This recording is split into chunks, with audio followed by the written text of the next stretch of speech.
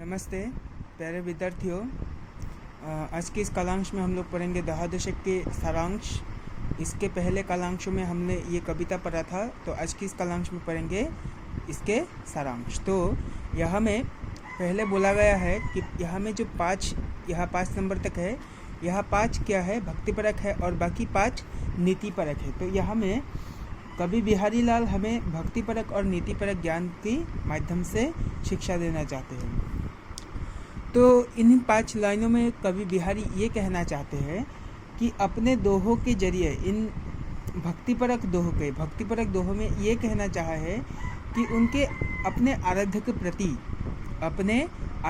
प्रति अपनी भक्ति का दर्शन करवा रहे हैं।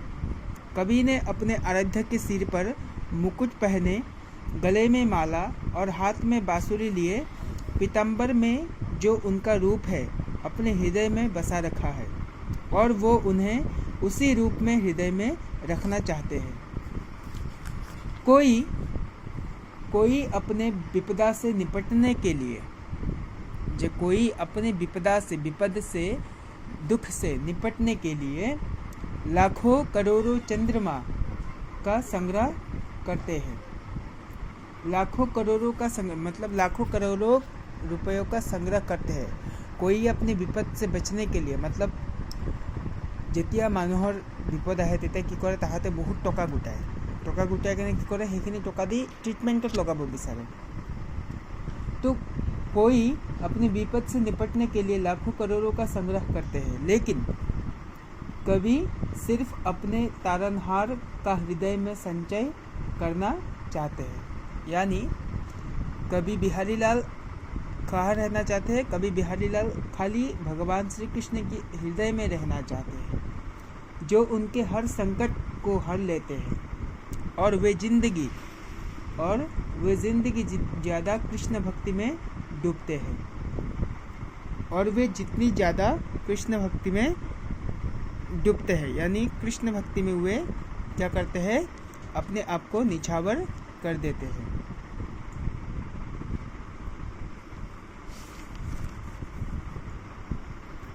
उतने ही उनके हृदय की उज्ज्वलता बढ़ती जाती है। उतनी ही उनके हृदय का क्या हुआ, त्यो तो उज्ज्वल हुई, उतनी ही उनकी हृदय की उज्ज्वलता बढ़ती जाती है।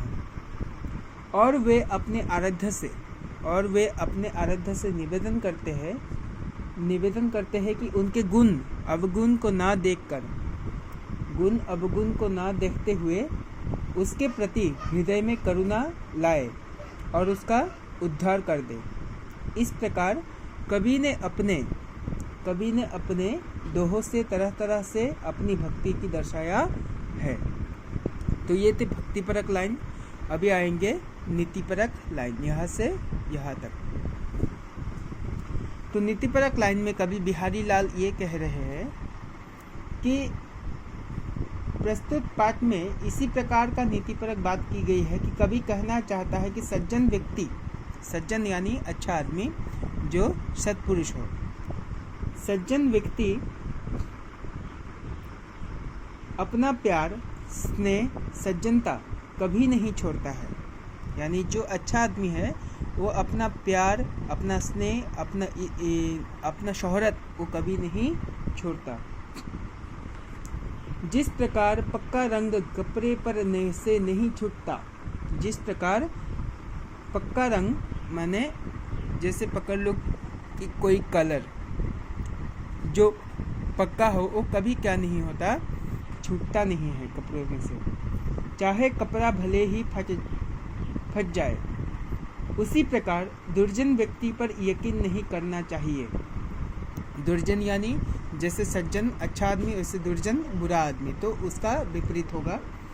दुर्जन आदमी पर क्या नहीं करना चाहिए, दुर्जन व्यक्ति पर यकीन नहीं करना चाहिए, क्योंकि वो मौका मिलते ही पैर में चुभे कांटे की तरह प्राण हर लेता है। उसी प्रकार जो निकृष्ट व्यक्ति होते हैं, चाहे कितना भी बड़ा बनना चाहे, लेकिन वे धतुरे में पागल बनाने की क्षमता, चाहे कितने भी बड़ा बनना चाहे, लेकिन वे, ये धतुरा यहाँ से आया धरियो, तो चाहे कितना भी बड़ा बनना चाहे वे अपनी स्वाभाविकता से नहीं हट सकते, यानी जिसका जो स्वाभाविकता है, जिसका जो हैबिट है, वो अपने हैबिट से कैसे इतना जल्द छुटकारा पा सकता है? नहीं पा सकता है।